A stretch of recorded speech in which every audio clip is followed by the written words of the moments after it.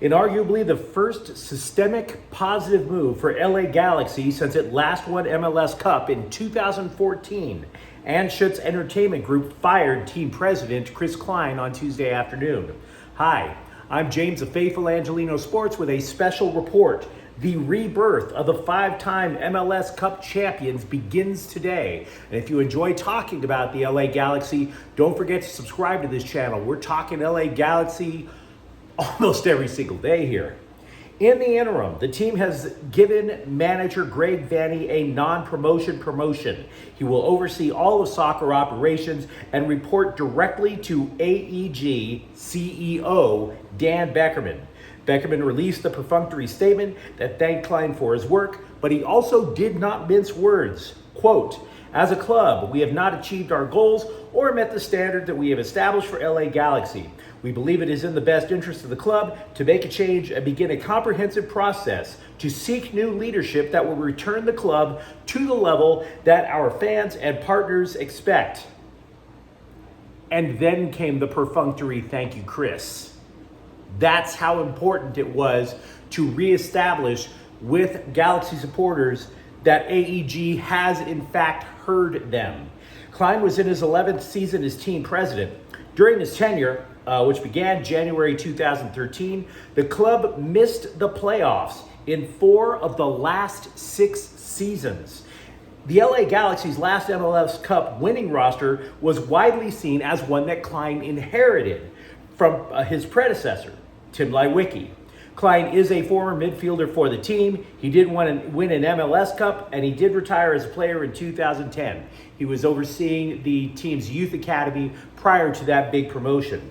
The breathtaking fall of the LA Galaxy, an MLS original, one of the very few clubs in MLS with an international presence recognized, the crest recognized the world over, has literally accelerated at breakneck pace in the last 6 months. Literally, it's almost to say it was breakneck pace. If you've ever seen the movie Spaceballs, it was ludicrous speed. All of the crazy things that were happening ever since Chris Klein signed an extension in the beginning of January, which wasn't even really announced to the public. It was just hush-hush given as a report in the LA Times.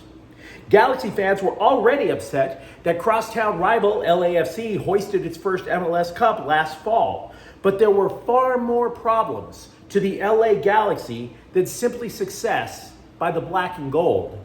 Galaxy fans were already purchasing airplanes to circle over the home stadium with long banners begging Klein to either be fired or to resign. So it wasn't enough that the Galaxy were just as likely to miss the playoffs as to make them.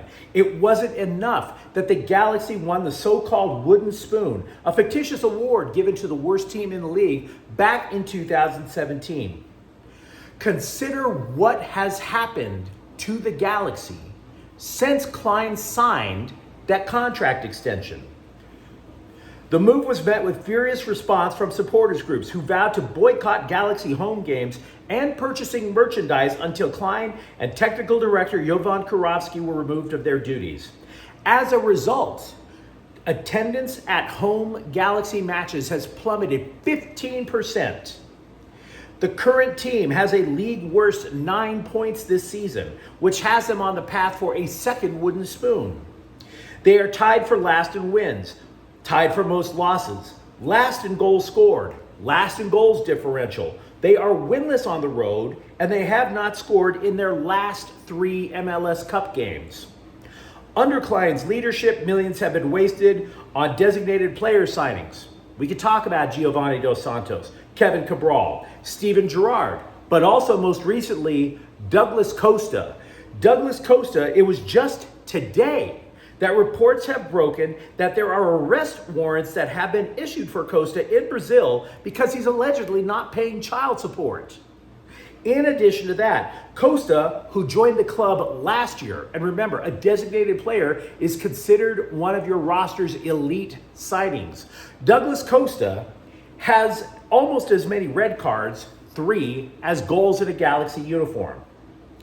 The signing of one such player, also Christian Pavone, led MLS to sanction the Galaxy for breaking the rules on roster and budget guidelines. The sanctions will continue to impact the team this year, despite Klein being removed, because despite the league's worst record, they will not be able to add anyone in the summer transfer window outside of North America.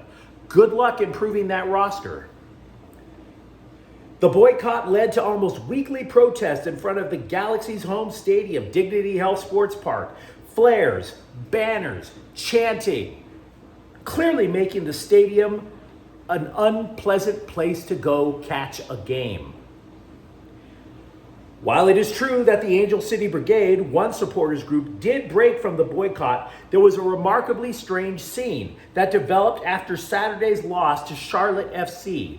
You see, usually the team will approach the supporters groups at Victoria Block and thank them for chanting and singing. That didn't happen. Instead, literally out of the pages of George Orwell's 1984, the ACB literally unleashed 2 minutes of hate, demanding that the team and everybody do better. The screaming became so passionate that Vanny came over to quell the supporters and wound up having to explain his decisions to the supporters group as well.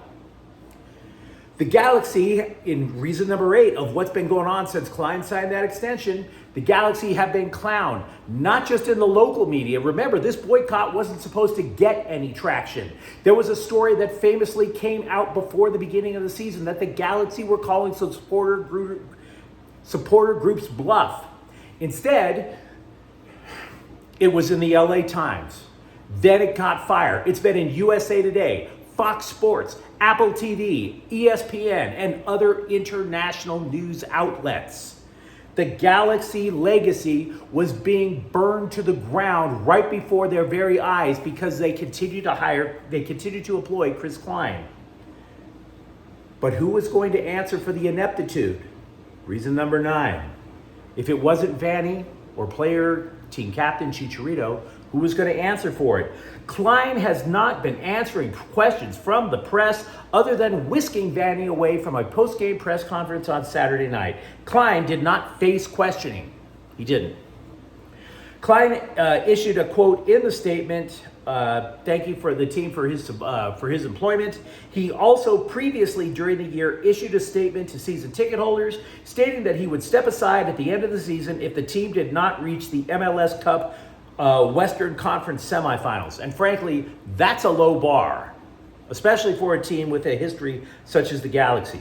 We do not know what has become of technical director Karowski, so it's not exactly the complete house cleaning that the boycott insisted on. Having said that, my gut feeling, I think supporters groups are going to be overwhelmed with joy tonight. I think they will return. It's enough. I also made a promise to resume buying Galaxy gear and tickets when Klein is out. My wife and I still have tickets for the El Tráfico game at the Rose Bowl. We certainly intend on going. And I very much look forward to giving you happier Galaxy posts in the near future. Because trust me, I issue weekly rapid recaps after matches. I'm tired of screaming about how angry I am at this team. Now, to be clear, it should impact the play on the pitch as well. This is a dark, not just a dark cloud, it's like literally lifting an entire hurricane off of the LA Galaxy coaching staff, front office, and players. I gave you 9 reasons why all of this was just catastrophic to the franchise. So the rebirth begins now. We will be following, of course, in the coming days, who will be surfacing as front runners to become team president, possibly GM, and so forth. But to repeat, the LA Galaxy have finally ridded themselves of team president Chris Klein after 11 years of ineptitude. Let me know what you think in the comments thread. If you enjoyed talking Galaxy soccer with me, don't forget to subscribe to Faithful Angelinos. We're talking LA Galaxy soccer almost every day here. Thank you for watching. I'm James. We'll be back tomorrow. Faithful Angelinos is a Kian Corte El Queso production. Take care.